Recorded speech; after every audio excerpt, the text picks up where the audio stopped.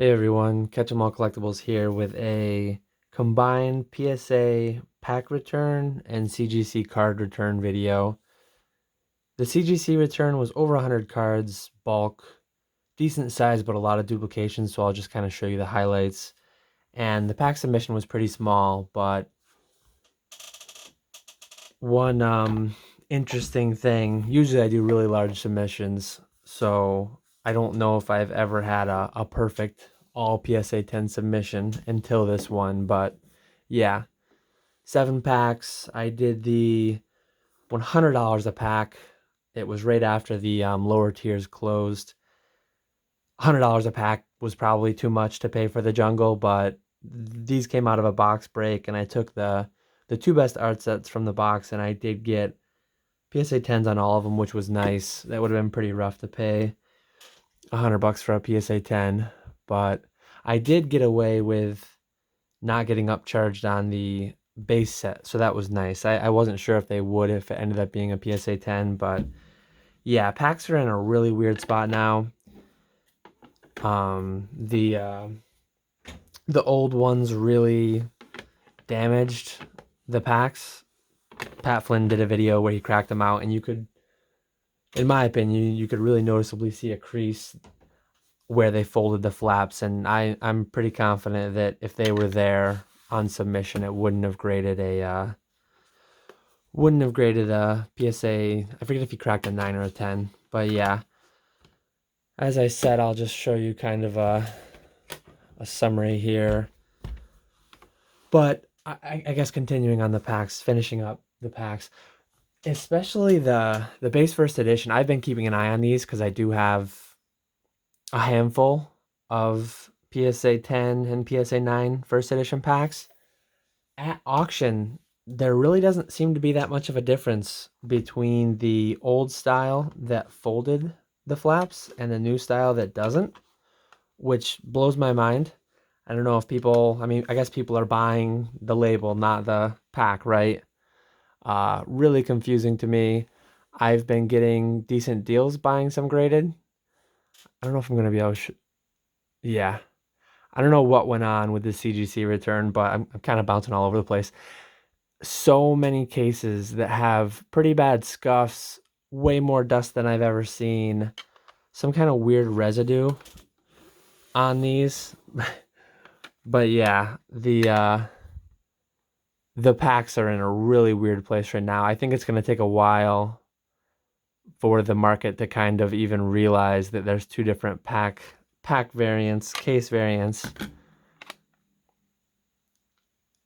I don't know how well you can see this.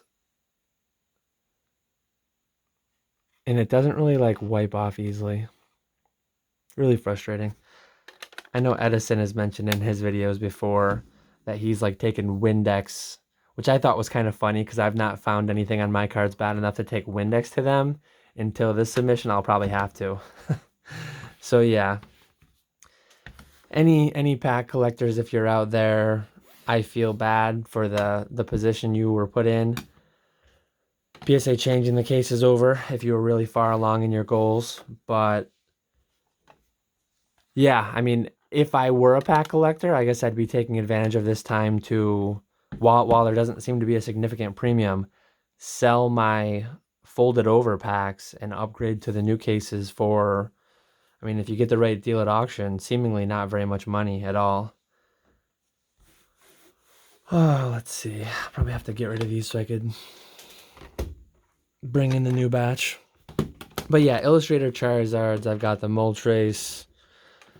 Articuno Zapdos from Hidden Fates, I love that promo. It just seems like a great thing to have in stock in the store. I think that'll kind of be, I feel like 10 or 20 years from now, if the hobby's still going strong, that has the chance to be almost like Ancient Muse status. It's never going to go to some crazy price because they printed 1,000,000 of them, but in spite of printing 1,000,000 of them, I think the popularity of that artwork will just overcome kind of the tidal wave of returns that we have. A bunch of the Vivid Voltage. This is the dud of the Vivid Voltage. pre-release promos. I still think that those, I have a lot of the sealed pre-release kits. I really loved the pre-release selection. I mean, Charizard, Lugia, Snorlax, Donphin. So you can't go wrong there, in my opinion, with the selection on those. A few more of the non-holo. A bunch of these came in the different packs that came in the pre-release kits as well.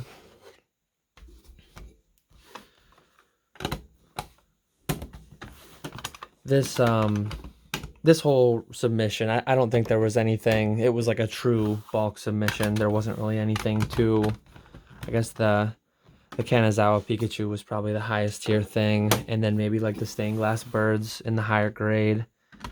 But just a lot of modern oddball promos, a little bit of quantity of a lot of them. I graded a non-holo common Pikachu from XY. Because again, these were sent, I don't remember exactly when these ones were sent, but I believe that these were tucked into the window before the first price increase. I want to say with subgrades, these only cost about $9 or $10 if I'm remembering correctly. Just a crazy price that I don't think we'll be seeing anytime soon again. I think, oh, there's one more stack. One more stack of just the starters. Again, I have plans for down the line. To me, I get so many 8.5s. I'm gonna do better, kind of vetting the cards up front, but I've basically sent to CGC the same way I've always sent to PSA over the years, sending 9 and up. I've found that a lot of cards that I'm quite confident would have gotten a 9 at PSA end up with a 8.5 at CGC. Obviously, these aren't worthy of cracking and sending to PSA to see how they compare. I did get a gem mint there, but yeah, CGC 10s are almost non-existent. CGC 9.5s are pretty uncommon. 8.5 seem like extremely common. I did send this one for kicks. Funny, I think by podcast episode 50 or so, I'll have matching hairlines with this guy, so kind of see my face in that reflection there. But yeah, I've tried to think of the best way to like illustrate or demonstrate. Ideally, you'd send 100 cards randomly to grade with PSA, and then you'd send 100 cards randomly to grade with CGC, and then 3 years later, when you got all the cards back, you'd crack them all out and swap. So the 100 that went to CGC first would go to PSA, and then the 100, but even that, you'd only be capturing 1 point in time with each grading service. I mean, ideally, you would do something like that with 100 cards a day for a year to get like a true sample size. So obviously, no one's ever going to get a data point like that, unfortunately. But one thing I did do, like I sent maybe only 10 or 20 of these to each. I didn't go that heavy on these, but the bird promos, I did send the stained glass. I did send maybe 50 total of these to CGC, and probably similar to PSA. There's also the recent video I did with the Tidal Wave playmat, the General Mills promo, and the Black Star promo number 27. Those ones I sent about 100 to each grading company, roughly. So what I did was I took, like, I had 1,000. I had a brick of nearly a brick of the Black and White 27 promo, and I just sifted through, made sure they were all mint or better. I took out any that weren't, and then of the 200 cards at random, I took 100 of them and sent to CGC, 100 and I sent to PSA. I have the data on what the grade distribution was at CGC already. It might be a year until I get the grade distribution at PSA, but I do have it noted. I have it taken down that when I get that back, I mean, if you have 200 cards that you randomly, I mean, generally the same condition, those 200 cards, mint plus. So if you take 100 of them at random and send to PSA and 100 at random and send to CGC, it does give you some kind of an idea of like what the equivalent grades are at each company. If, I mean, theoretically, say 100 of them were to get, all 100 of them were to get CGC 9.5 and all 100 were to get a PSA 10, that would tell you that CGC 9.5 and PSA 10 are pretty similar.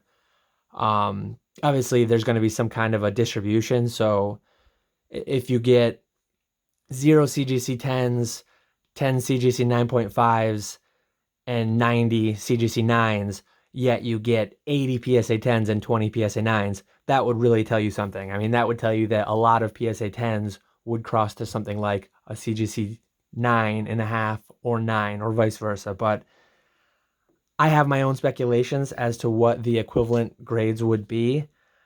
I really, as I mentioned, I think not all of them, but CGC 8.5s, I really think frequently would cross to a PSA 9. And similarly, I mean, some people aren't going to like to hear it. Some people are going to think I'm just pumping what I'm selling, but I like this 9 is one subgrade off of CGC 9.5.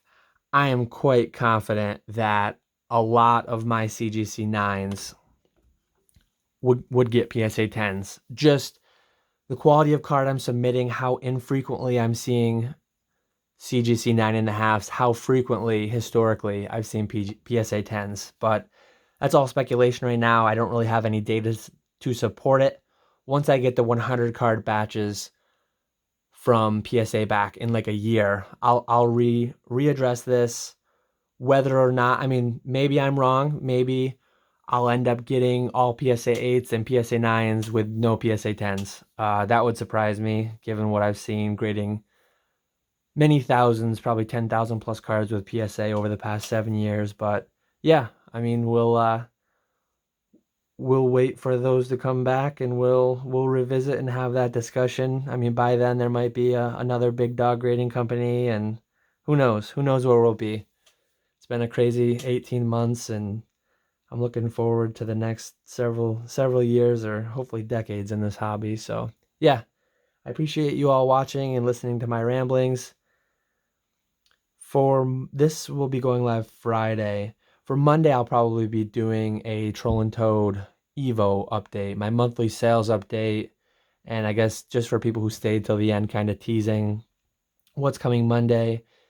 They are experiencing, I wouldn't say PSA type backlogs, but they're experiencing kind of a surge in interest in submissions, and their fees are going up across the board.